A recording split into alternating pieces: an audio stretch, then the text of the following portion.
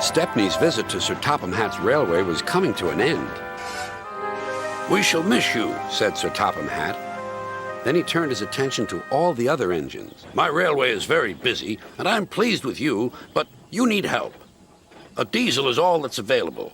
Please do your best to avoid any disturbances." "What does that mean?" whispered Duck.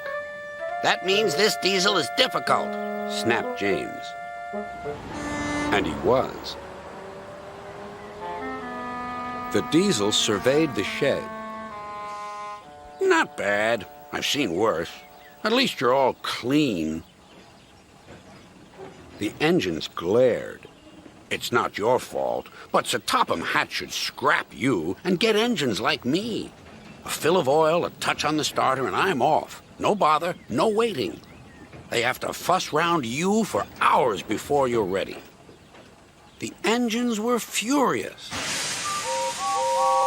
Next morning, they held an indignation meeting round the turntable. "Disgraceful. Disgusting. Despicable. To say such things to us," cried Donald and Douglas, "is to teach him a lesson we'd be wanting. Now, how do we do it?" Their chance came sooner than expected. The diesel was purring comfortably. An inspector watched a fitter making final adjustments. The wind tugged at the inspector's hat. The diesel was ready. "Look at me, Duck and Stepney. Now I'll show you something." He rolled proudly toward his coaches. Then it happened.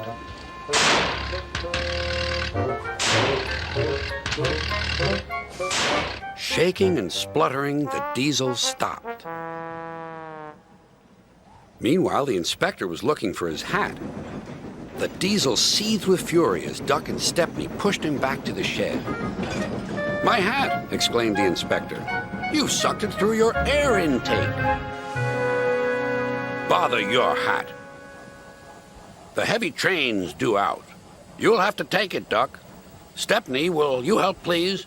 "Thank you, sir," cried Stepney. "I'd like a good long run on my last day." The engines were soon ready.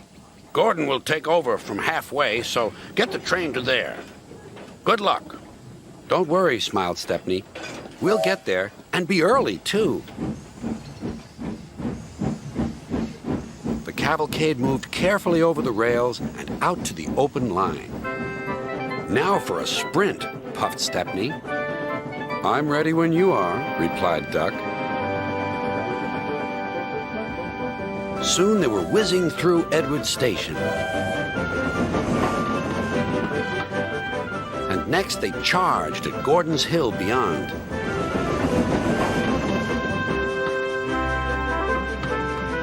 They felt the drag of the heavy coaches here. It was hard work.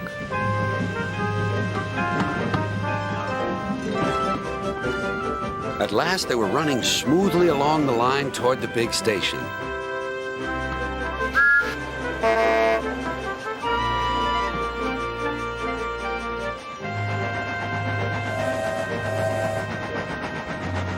"Hello, you're early," said Gordon. "That's one in the headlamp for old Diesel." "James says he's sick as boiler sludge and sulking in the shed." "Serves him right for saying we're out of date." And Gordon chortled away. Next day, everyone came to say goodbye to Stepney. "Come back and see us soon," whistled the engines. "And you are always welcome on my Bluebell Railway, too," replied Stepney. Then he puffed away. And what about Diesel? He'd slipped out while no one was looking. But he left two things behind: a rather nasty smell and a battered bowler hat.